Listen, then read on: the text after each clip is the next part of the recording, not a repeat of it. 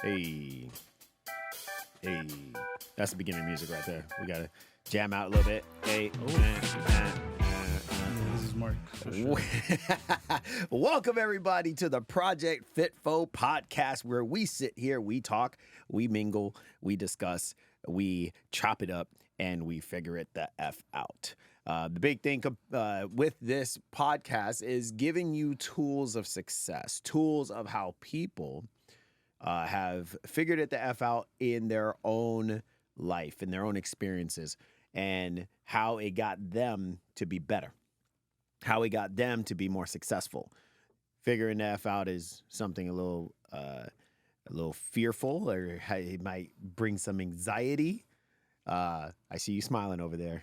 So we're going to talk today to my main man, my brother, the man, the myth, the legend, what I have actually dubbed the best in the DFW, in the Dallas-Fort Worth area.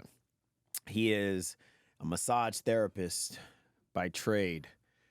He has a whole bunch of certifications. He has a whole bunch of experiences. He has been a business owner. He has worked for people. He's been an employee. He's been every aspect of the game.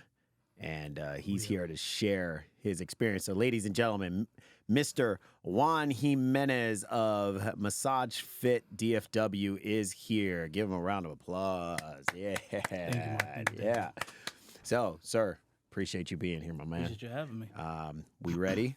Yes, sir. We're gonna dive deep. All right. Let's see what's going on here. Let's go for it. All right. So, as we start, I always like to start off with where you from, how old are you, where were you, where were you, your education, what's your education level, all that stuff. Start from the beginning. Let's work our way up. Sure. So, what's up, y'all? Juan Jiminez. So, I've done it all. I've really had so many different jobs. I've been working since I was 10 years old, against my parents' will, for sure. Yeah. And it was fun, though. We had a couple friends, and we were like, hey, what can we do to make some extra money? Our parents work really, really hard.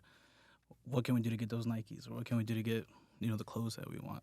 So we started borrowing a lawnmower, and we started going door to door and just mowing lawns. I was 10 years old. It was a good time.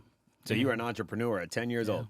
You had your own We're business. just sitting around trying to figure that out. And then little by little, people would just come knock at the door like, hey, can you mow this lawn? It's just crazy. And it just literally took going door to door. And it's interesting. And I don't think about it too much now, but that was the cool, beginning. That's the beginning. Now, born and raised where? So I was raised in Irving, and then I moved to Frisco when I was about 18 after I graduated early from high school. Okay. The whole goal was I wanted to help people. It's always been about how can I help people in whatever it is that I do. Mm-hmm. So same thing as most first generations. They want you to be doctor, engineer, lawyer, any of those. So I was like, okay, so how can I want to help people. So what kind of doctor do I want to be? And I really wasn't sure. And the school that I went to had, instead of doing sports and music, they focused on career advancement. So there's 3 levels, and I stuck to technology at first. I was like, okay, engineering or computer science, architect even. I was like, that'd be pretty cool. I think my brain works that way, and I like math and science. Mm-hmm. And that really wasn't for me. So I tried it. I didn't want to be in front of a computer all day in a dark room. It just made me real antsy. So I moved up to education. And I was like, maybe I want to be a counselor, because I had a really cool counselor called Mr. McCool, and he really set me straight a few times. So it's good people. And I was like, I could do that for people, guide them the right way. Now, when you said first generation, were you saying first generation? Oh, like Hispanic, or just a lot of people, I have a lot of Indian friends that kind of share the same issues. Like, you need to be up, we sacrifice so much. Mm-hmm. You got to do something that's going to bring back money to the family, or that's going to at least set you straight. So where are your parents originally Mexico. from? So okay. Mexican by descent. And how did they make their way to? Because they came from Mexico and they made their way. So they made their way to America. And what was their lifestyle like while you were growing up? Man, typical turnkey kid too. Dad worked at Four Seasons managing the golf course. Mom would do different jobs here and there, whatever could bring some extra income. And I saw them work. Yep, brother and a sister, older sister, younger brother. Okay, so you're a middle child. Yep. There's a stigma with that, by the way. There is. What? Which is interesting. Troubled, maybe, like internally, but I was, spoiled for what we had. We always had clothes, roof over our head. That was the main thing. So I wanted to do more. So I was like, how can I do more? But I was the first son, too, so there's something there as Okay, well. so you got an older sister and a younger sister. Yeah, so I always called her my big little sister because everybody thought she was my age and I was her age because she was just small. So maybe that's what changed it up a little bit, where I was like, okay. And I was definitely more outgoing. I feel like in a lot of families, it kind of balances it out. I was definitely the trailblazer. I was getting out there, not being scared, jumping before thinking many Yeah. times. And Yeah. my sister was more reserved. We used to fight a lot because we're going against each other a lot. And now she's one of my best friends because we are literally the opposite. She's great at what I'm not good at. I'm great at what she's not good at. I push her to take more risks. She keeps me in check to make sure I dot my I's and T's. Yeah. Make a great team. That's pretty cool. So now that you're in high school, we'll throw it into Yeah. high school. So in high school, what was kind of like your mindset? I didn't know what I wanted to do, man. I was confused. I got to try all these little things. I had an internship as a teacher's aide. Second day, she completely pulled back the curtains, was sobbing, telling me about all the politics and how hard it is to, not so much the kids, but to manage the parents and the politics behind the school. And so I was like, okay, so maybe not this. This maybe isn't what I want to do. And I had to be a teacher for so many years before I could become a counselor. So I was like, okay. So that's not it. So really with that school, I think it's a fantastic school, but it taught me what I didn't want to do. So now it was like, okay, crossing out things. So maybe I don't want to do the engineering. Maybe I don't want to become a doctor. So I graduated early from high school. I was done. I was like, I can't. I got everything I could from here. So I took a couple night classes so I could have kind of like a senior out my junior year. But I had an internship every other day, and then I'd leave like around 11. So still working. I was always working. And then I graduated early, and I was like, I don't know what to do. Let me get a trade so I can make some extra money without having to work full time. I go back to school. So massage was really always supposed to be a stepping stone. I was like, this could get me through the door, meet some physical therapists, meet some chiropractors, get some reference later on because school was very competitive for physical therapy back then. And same thing. I got into it and I realized I don't want to do that, man. It's a lot. What I do, I kept trying to get away from it. I got my real estate license, tried sales, tried all kinds of stuff. Went back to school 4 times. But I'm very much 100% or nothing. Either I'm all in or I can't do it at all. I have to truly believe what I'm going after. And so that brought a lot of success, a lot of frustration. But at the end of the day, I wanted to be passionate about what I did. So you went through massage school when? How old were you? 17. 17? Yep. Graduated early from high school and then went right into it in June. And then what was your first, job? What was your first customer like? Oh, for massage? Yeah, were you an employee at this point? So I think I linked up with some dude that was kind of like a marketing guy. So he would just refer massage therapists, massage work. And so I was doing a lot of just bits and pieces here and there. Like at the airport, I was on call with a couple of doctors. And then I got a good gig actually here in Frisco where that doctor did everything. She sponsored the D-League here for the Mavs. Was down to train me for a therapy tech. So if I didn't have any massage sessions, I'd be doing that. So I got a lot of experience on the medical side, dealing with really broken people. And it's essentially really what I was able to kind of bridge that gap between now that I see more of the preventative and aftercare. I have that experience to be able to tell the difference if somebody needs to be referred out to in case we can't do what we can. Yeah, so you were 17 getting into this, and you had, apparently from what you're saying, you had a lot of people, good people in your network. Yeah. How did you find those people at 17 years old? I mean, between 17 and what age? How did Well, I you didn't find have the network then. I just knew that I don't know, something told me that I needed to have that. They would just help. Because from what school taught me, I didn't want to do it. So I was like, I need to be able to be around people that are doing maybe what I think I want to do and then get kind of a cheat sheet there and see if it is what I want to do. Yeah. And I think it was really just elimination for the first 10 years. It's like, okay, this isn't working. Every time I pulled away from massage therapy, it pulled me back harder. People would call me. It's like, hey, you're the one that can fix me. Can you please, work me in or do something? And one of the times that I was out the longest, like a year and a half, was when I hurt my shoulder. So I had gotten my real estate license as a backup, got into that world. It seemed like it was going to be maybe familiar with working one-on-one with people, having my own schedule. But even then, it felt more like cold sales. And it really wasn't something I was passionate about. I could see the money in it, but I also, around that time, I was dealing with a lot of mental health and mental health issues, just battling. And at some point, something just clicked. And it was kind of cliche, but I really saw my life kind of flash ahead of me, like have the white picket fence, all that stuff. But I would have been a shell of myself. It wasn't who I wanted to be. I would have done all the things that maybe visions that I adopted, expectations that I adopted. And then I saw this comedy show, pretty sure it was Bill Burr, and he said, man, like I love doing this. Like even I knew at some point I decided even if it meant I was going to sleep on a pull-out couch for the rest of my life. This is what I wanted to do. And that's how I felt about massage therapy. At the Wow. very minimum, I knew that I got up. I loved what I did. I got to see great people that build me up as I build them up. It was everything I needed. I just kept listening to other people saying, this isn't going to give you the life that you want. You have so much potential. Don't you think you're wasting it? And So that you was got a lot tough. of naysayers. Yeah. So it's funny. We've talked about this in the previous podcast. We talked about the crab bucket effect. I know me and Tony over here, we just discussed it in one of the previous podcasts as well. You have a lot of naysayers.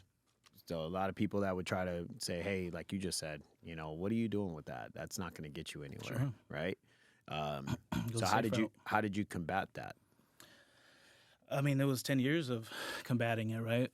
And as my world and the massage world got bigger, it really made me start questioning stuff. It's like, why does the people in this world love me, adore me, say I have this gift?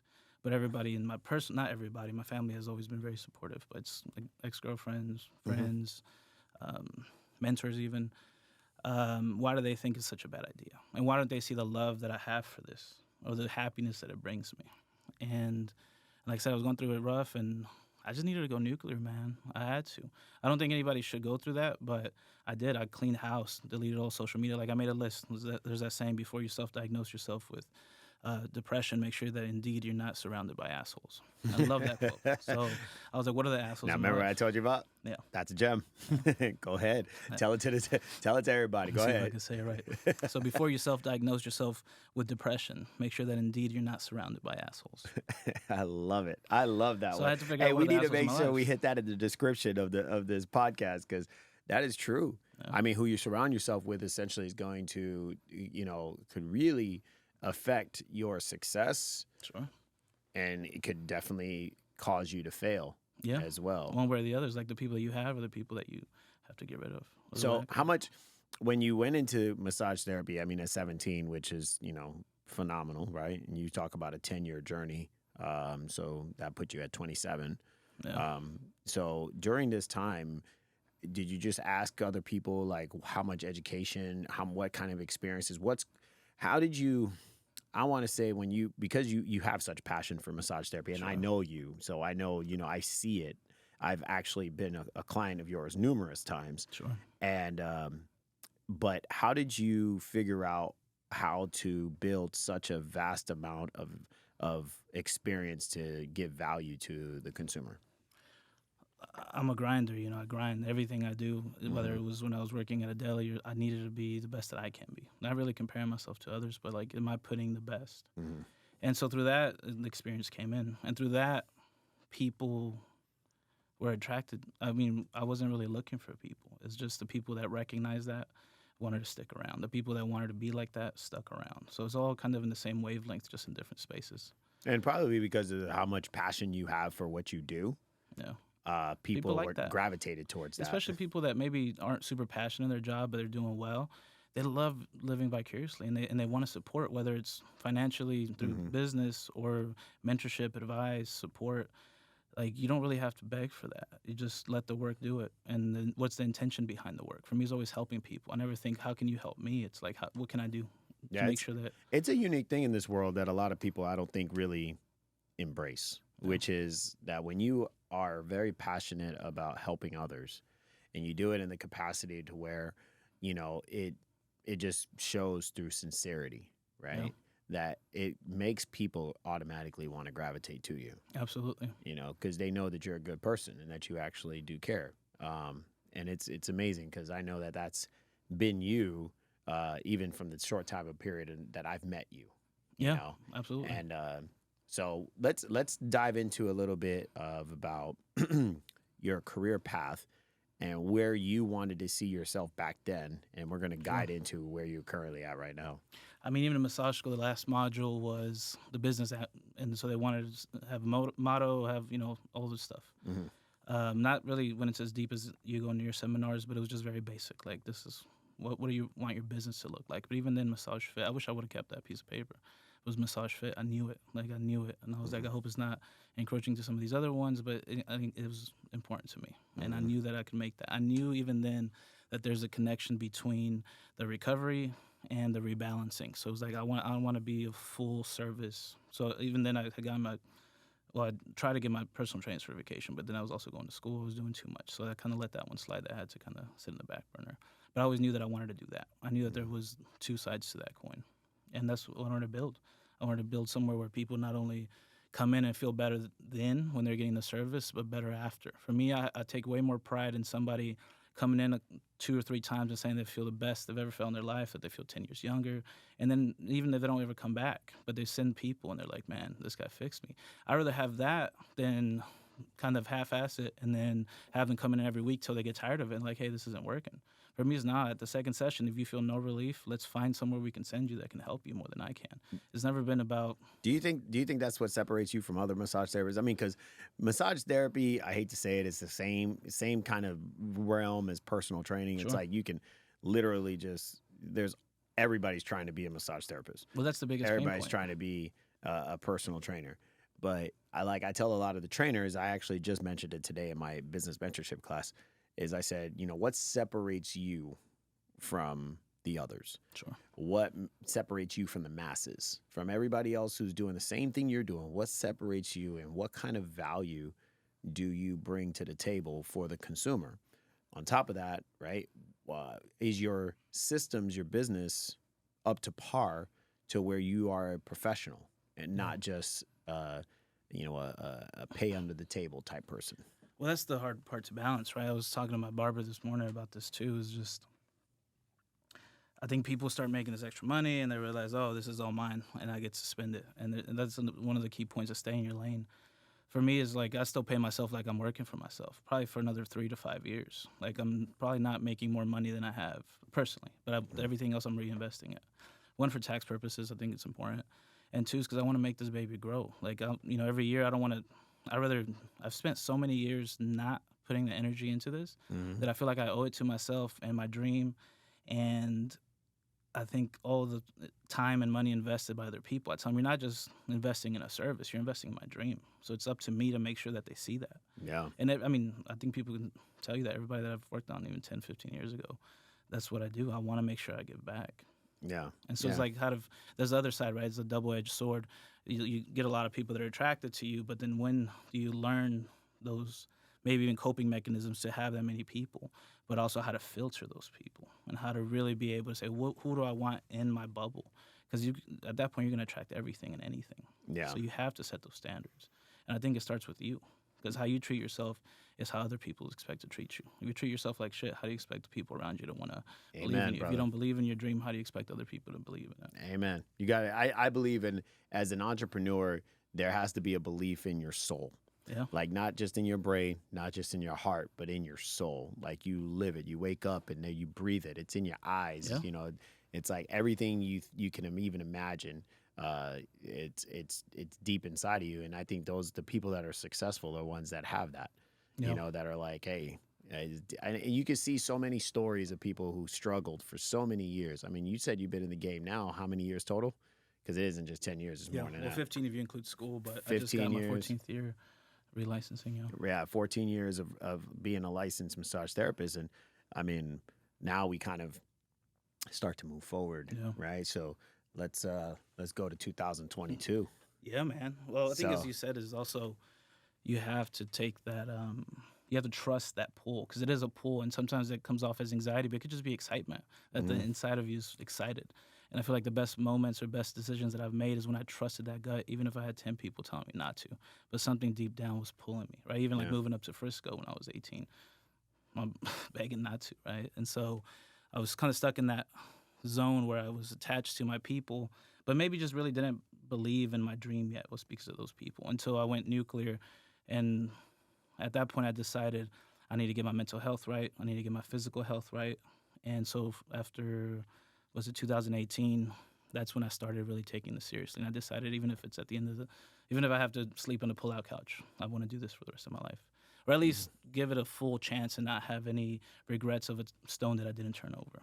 And so I focused on that, got my mental health right, cut everybody off. Now, when you say get your mental health right, I was just dealing with, I think at that time, it just spiraled. I was on the 12-pill cocktail day. One pill caused 2 issues, and it just kept going. And so at first it was just overstimulation. My eyes would start twitching. I'd kind of just feel overwhelmed, and it would hit me like a wall, and I just couldn't do. My eyes would go blurry, and so they said it was like a form of epilepsy. So they gave me a medicine that brought me down, but it brought me too down and made me depressed. I mean, I think I remember when I realized it was bad, I was sitting in the dark crying. I was like, why? There's no reason. It's just this deep sadness. So the doc's like, oh, there's no bottom. So we need to give you an upper to keep you up there. And then that kept insomnia, more depression, more anxiety, more medicine. And every 2 months they doubled it. And I was like, what's going to happen when I'm 40? I was like 25 at the time. Like, what am I doing? Popping 12 pills a day. That's crazy. And even then it just made me feel crazy in a different way. Right? Yeah. Before it was just intrusive thoughts. I couldn't sleep. And so that's when that quote came back up, and I was like, okay, so what are the assholes in my life? Like, what can I control and what can I not control? That's making me unhappy, that's stressing me out, that's pulling from my peace. Social media was easy. People, ex-girlfriend, all that stuff that was just kind of pulling me in, and it was just, I had no other choice. It was either that or feel like I'm in this void. And that was the first step, is cleaning house. There's another quote from, I think, this hip-hop radio where this lady was like, y'all got to clean up y'all's life because God don't bless no mess. And so I think about that.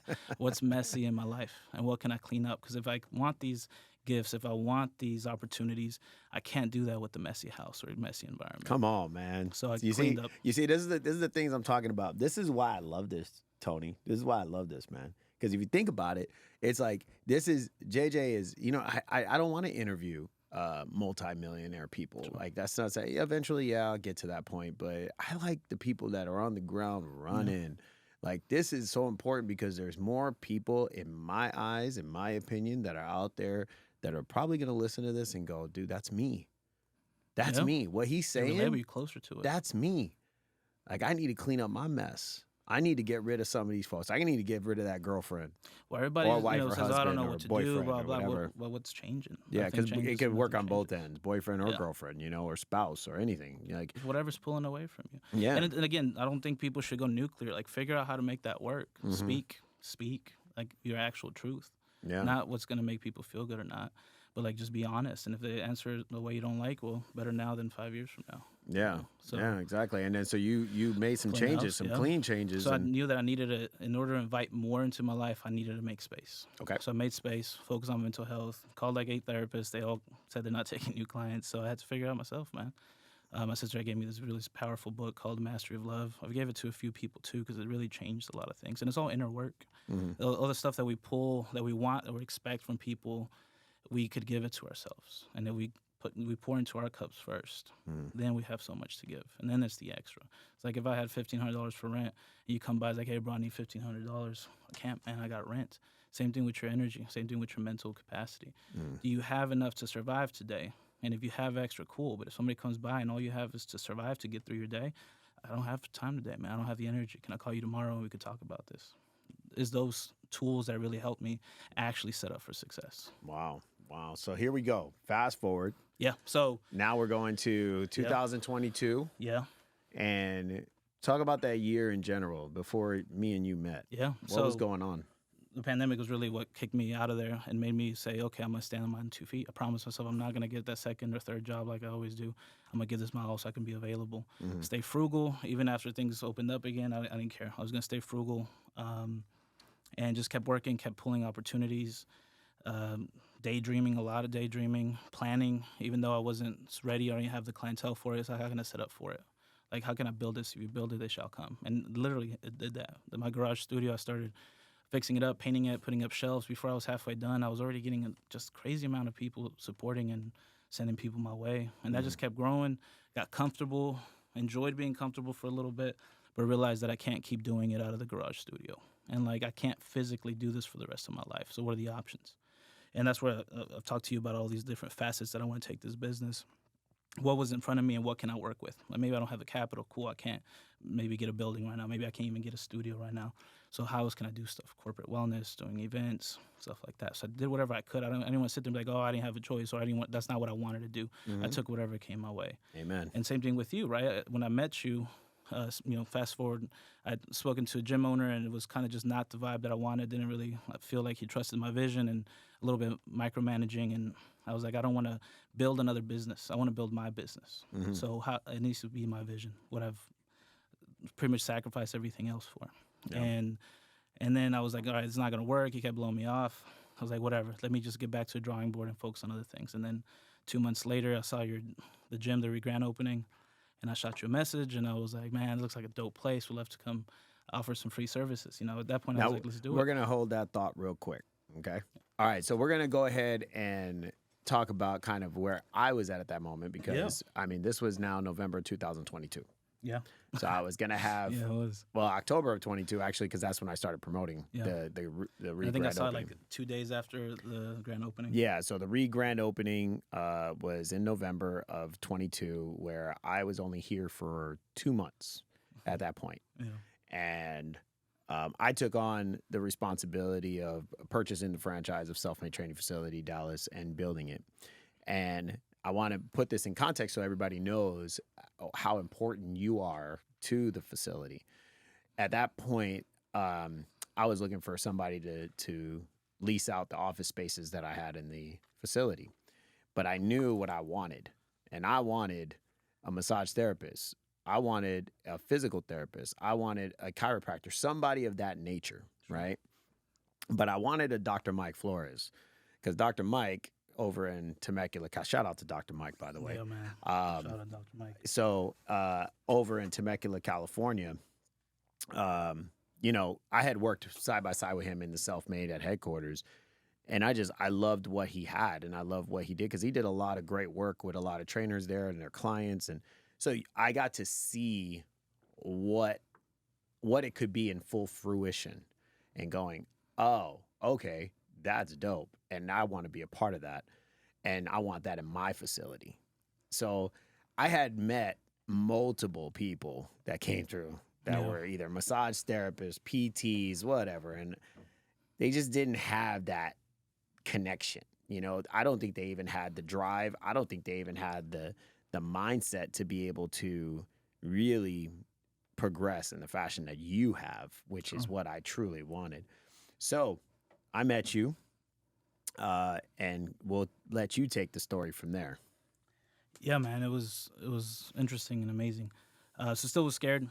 God, I don't think I've even had I was barely saving up my savings again. You know, I kept dumping everything into trying to make this work. And I was nervous. I mean, I think about it now, it just makes you smile because I was, God, you know, I mean, it's not even butterflies. It felt like it was, I don't know, rhino stomping in my chest. It was interesting. And so I remember, you were also you had the questions. Yeah. Oh, and the questions were very like, and bro, I've been daydreaming for hundreds of hours. Real smile. There was no real like. I take this very seriously. With you, man. you were like business, and it was very like direct. And I was just like, oh, okay. Bro, I've been daydreaming about this for hundreds of hours. You know what I mean? Like when people would be like sleeping, I'd be daydreaming about it. I've been daydreaming about problems and finding solutions. Like, and when I walked into Self-Made, it felt so familiar. It just felt so familiar, bro. And then you had high energy and you were interesting because it was like, okay, this dude, I don't know, something, now I know that it's really hard to negotiate with you. And at the moment, I just felt it. I was like, it doesn't matter. Like, I like this place. And I'm going to trust him. And I remember I had a thought thinking, I need to make sure that I don't get screwed over. I need to make sure they don't see me being too nice or, you know, stuff that's happened in the past. But then I remember turning that over. I was like, nah, what's been working for me is that I'm being myself and I'm attracting the people that are meant for me. Just like the other gym, it was gorgeous, but it didn't feel right. I needed to make sure it felt right. And as soon as I walked in, it just felt right. Something felt like it was right. But even then, I was like, I need to do my due diligence. I'm not going to just say yes right away. Even if he's pushing me to, I need to make sure that I'm not going to jump into this just because it's pretty and clean and everything that I've wanted. And then my people, bro. Like, thank you, by the way. Yeah, of course. Pretty and clean. Yeah, you know how much I take pride in my gym being bro, clean. I mean, and everybody. I mean, that's part of the drive there. Is people want to be there. But it's just the energy. It's not just ads. You can feel it when you walk in, and I could even feel it shift as the months went by because you're cleaning house too. Yeah. And you can feel it, and you kept bringing in these people like me, where I was like. I had this client that told me, man, when you walk in there, you're going to see a lot of great people, but remember that you're not lesser than. You belong there. And I take that to this day. I still think about that. In any new room that I step into, I'm going to own my own space. Yep. And I did that when I walked in. And I knew that I needed to be a part of it, even if it was going to be like busting through doors or kind of, I don't know, like having to squeeze myself in. But I didn't even have to do that. People opened up, and it was like they were needing it. And Yeah. it started to be like, oh, you're kind of like the gym therapist.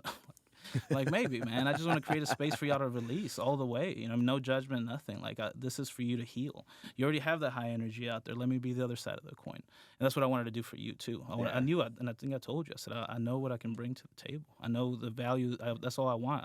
I just want remember value. getting my first session from you, man. Number one, you've got some heavy, heavy, heavy hands, bro. But it was like, because when you dig in like my trap or shoulders, like on a day, I'm like, man. And the thing is the funny part is JJ has a way of talking to you while he's actually digging and putting you in pain. But it's good pain, but it's still pain. And he's like talking to you. Yeah, so, man, I was watching the news today right here. You're like, oh. I think sometimes it's subconsciously to distract y'all from it. But yeah, but it's hilarious, man, because you are actually, like I said, you're one of the best I've ever witnessed when it comes to massage therapy. And it's amazing the amount of people that speak so highly of you. That's why I dubbed you the best in the DFW. It's not just based off of my opinion. I really like to hear. One of the things about people when they're out there and everybody's like, oh, he's so great, she's so great, like all this stuff. I'm like, okay, how many people are saying the same thing? Because you might think that, and that's cool and that's awesome. But when you have the masses saying that, that's a whole different story. And you have the masses saying that about your service, that you are awesome. And then, so I want to get into this because Sure. this is important. I think everybody needs to hear this. Were you making money off the jump? No, man. That's what I tell you. It was ups and downs. Yeah. I dumped all the savings that I had into getting that room ready. And I had no regret about that. I knew it. I was like, I'm going to launch forward, and I've restarted many times. I can restart again, but this time I'm doing it trusting my vision and trusting me. And now that I have, literally, you give me the freedom. I mean, and I fought you for it too, right? Because you have these visions that do work. Well, not even visions. You know what works. Mm-hmm. But I was like, but I know that this is what people need. I know that I need to build this. And well, one of the things I told you is make your space your own. Yeah. Like, I don't care what you do, but make it your own. And you asked me some, hey, what do you think about this? I'm like, go for it, bro. Go for it. And that's the other part of it too. Like, one, you not just want to give value and like, hey, this is what I know works. But when it came down to me telling you what I felt, you backed me up 100%. It's like, okay, I like that. But one of the things that I think, and I want to shout out Dr. Mike again, because I think that was a pivotal moment as well, is that, and this is for all you leaders out there that, have somebody like as talented as JJ who might have that anxiety at first to join your team or join your program. Oh, man, yeah. I linked you up with Dr. Mike, and we had a Zoom call, or you guys had a Zoom call. Did we all three, or I can't remember? I can't remember either. Yeah, but I just know there was a Zoom call involved where Dr. Mike gave you we were all three together. Yeah, we were. It gave you all his experience.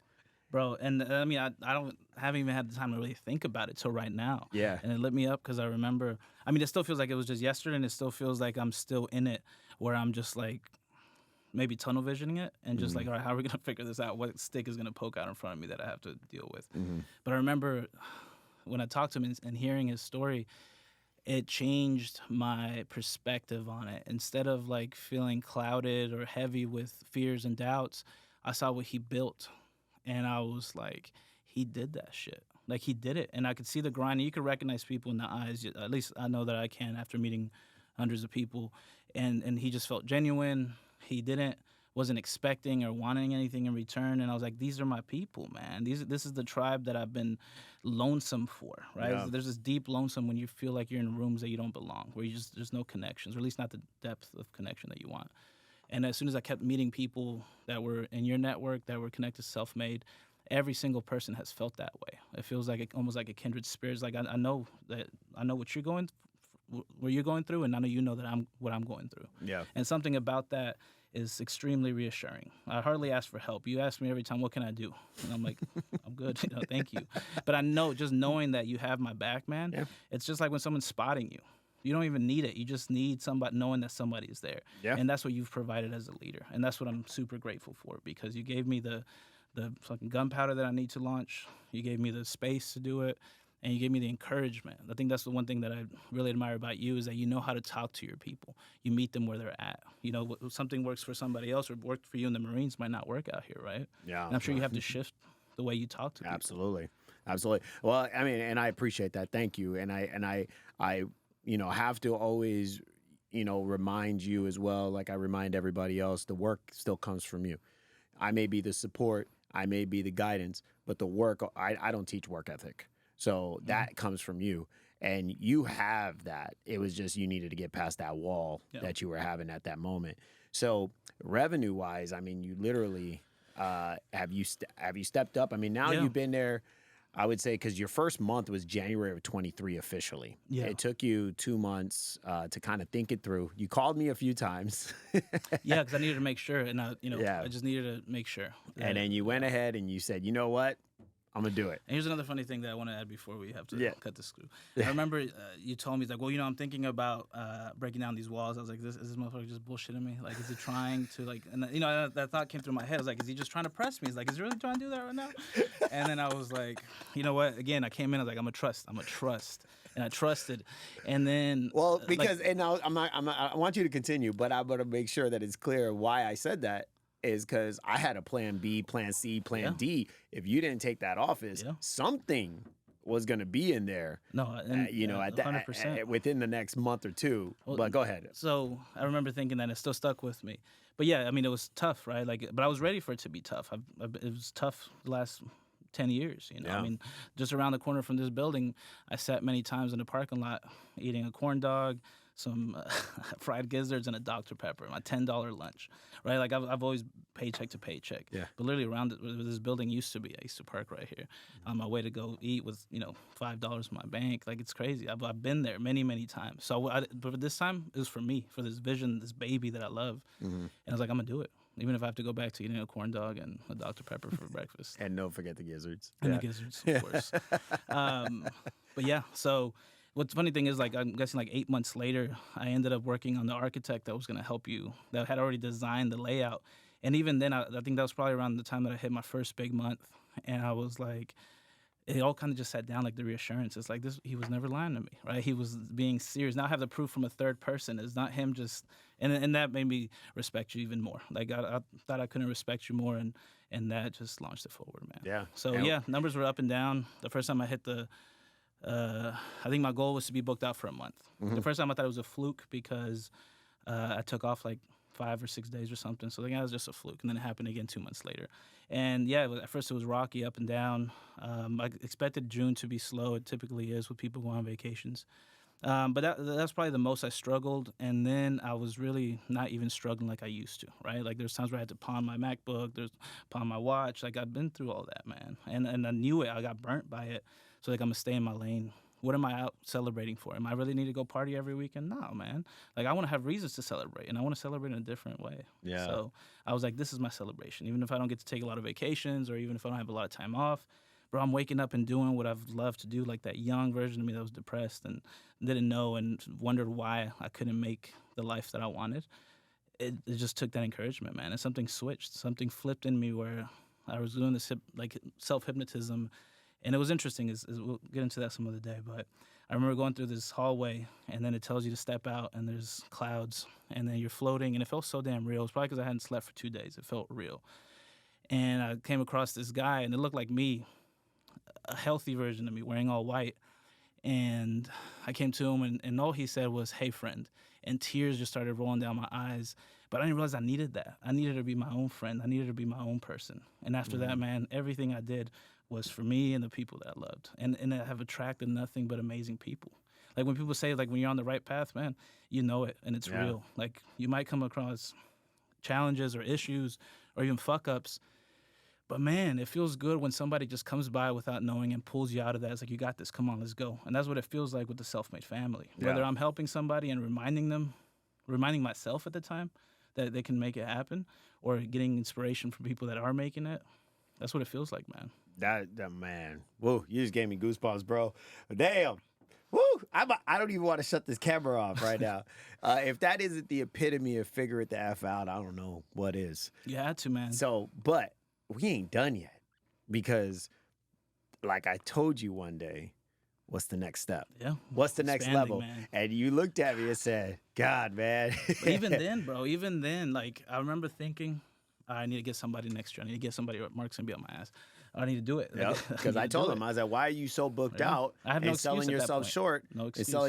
selling and spreading yourself so thin, and yet you have the ability to be a boss of others now, be a manager, a supervisor, a mentor of others, and get people to where you're at now. And that's what's amazing about this, man. All the different venues that I try to go through, like education, healthcare, all of it, man. I had this vision in different. It's interesting. Life is fractals, right? I had all these visions, and it just happens over and over and over. And now I get to teach. Now I get to innovate. Now I get to run my business, do marketing, all the stuff that I loved from all these other aspects. I literally have it here. When people would say, "Nah, don't do that. You need to go down and do something else." This has given me everything that I love in my life. Yeah. And so now that I'm able to expand, and we got, even with Samantha, she's amazing. She already pulled her first Dallas Cowboys player in the second month of being licensed. Bro, most massage therapists will never get a chance to actually work on an elite athlete like that. And she did it just literally by, I give her everything. I mean, she has access to everything. You know what I mean? And I don't mind it because I wanted, it's still the same concept. How can I help people? How can I be the person that I wish I had when I first started? Yeah. How can I reassure her and tell her and appreciate her the way that I wish I needed to? And I think the same way that I felt that push and that love from y'all, I wanted to do that because I knew when you create an environment of that, of encouragement, of compassion, it creates successful people. Like they have to have the work, they have to have the drive, they have to be coachable. Those are the only two things I require. And I think me and you have had some heart-to-heart conversations where I wasn't very, I would say, nice. You caught yourself, though. That's what's like, interesting about you. I was like, hey, you need to pick up your pace. Like, what are you doing? And I think you need everybody needs that. It's like you But this whole thing with the team, with having somebody under your charge, I told you a long time ago 100%. you were ready. And you kept kind of fighting me on it. I was nervous, man. I was nervous about who, what, where. And I was telling Luis, a trainer, I was like, bro, I need to get somebody next year. And then 2 days later, Nick was sitting at the table and he was like, hey, bro, can I talk to you real quick? I was like, sure. He was like, I don't know if I don't even mean to eavesdrop, but like, did I overhear you correctly? Like, you're ready for another massage therapist? I was like, yeah. He's like, well, my girlfriend is about to finish school. Will you please keep her in mind? I was like, absolutely, man. And what I love about Samantha, shout out to Samantha, by the way, she came through my business mentorship class with Nick, who's a trainer. Shout out to Nick as well. And they came to my business mentorship classes, and she came and she was actually going through school. Yeah. And, so I was teaching her already in the class a lot of business concepts that I was, of course, teaching everybody else. So she was, and even when it got brought to my attention that, she was going to be working for you, I was like, oh, that is a major catch. Because, and that showed me that she was down, that she was wanting to learn. And that's all I want. There's people that get really defensive when you try to coach them. And it's like, I can't help you if you don't want to be helped, man. Yeah, like, be coachable. Yeah. Be coachable. And above all else, be humble as well. Yeah. For me, it's like I needed to find therapists that had those same values, that wanted to put people first. And that doesn't mean break yourself over these people. It means this is their space, this is their time, right? Mm-hmm. They're paying us a service, so this isn't about me. I'm not going to make it about me being this great therapist. It's like, how can I help you? Yeah. And she had that, even down to like doing the bodywork interviews, all the stuff that I've been thinking about and lining up, she would randomly come up. So like, it's interesting that we're very aligned in that way. And every time she brings something up, it makes her smile because I'm like, that's in the works. And it's crazy that you came up with it yourself. Like, and then that's how I know we're aligned. But even then, that was effortless. I didn't have to go do a bunch of interviews. I knew it. And then when I met her, I knew it. Like, it's just interesting. Well, and it goes back to what we originally talked about. When you put out a value, or you put out yourself in the manner of which where you're putting others first, people will gravitate to you. And I think that definitely speaks numbers. Give me a quick assessment of what's for the next 5 years. What you got? I want to grow, man. At the end of the day, still help people. How can I help more people?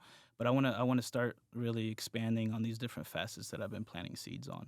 And I definitely think a little differently. A lot of people are very linear. For me, I kind of work on it little by little as I get inspiration and creativity. And you have helped a lot to line that up of like, okay, what's the first path? So probably going to bring out a couple more therapists here in the next couple of months. And that's going to help give me time freedom. So for me, as most entrepreneurs, time is probably your most valuable asset. So you don't want to waste that.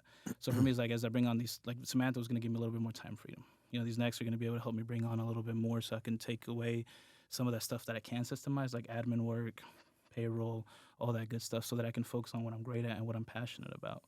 So corporate wellness needs to come up, continue getting more affiliate programs with other recovery tools. And I'll manifest this now. Eventually, I want to have a MassageFit convention that's all fitness and recovery related. So that way we can bring in like Hyperice, Therabody, pretty much all the recovery stuff, and bring it to one place so that people can come in. And also the flip side of it, the personal training, you know, chiropractors, physical therapists, orthopedics. I want to have a place where people can come by and get the full package, right? Yeah. It's not just one thing. I always tell people there's no perfect formula to recovery. You got to find what works for you, create that team, and stick to it. So that's what I want to do. I want to be a resource to people, a resource to the massage therapist. Hopefully soon we'll have a cupping doing a clinical study on cupping therapy with Glenn. So that'll be fantastic because there's really not anything out there.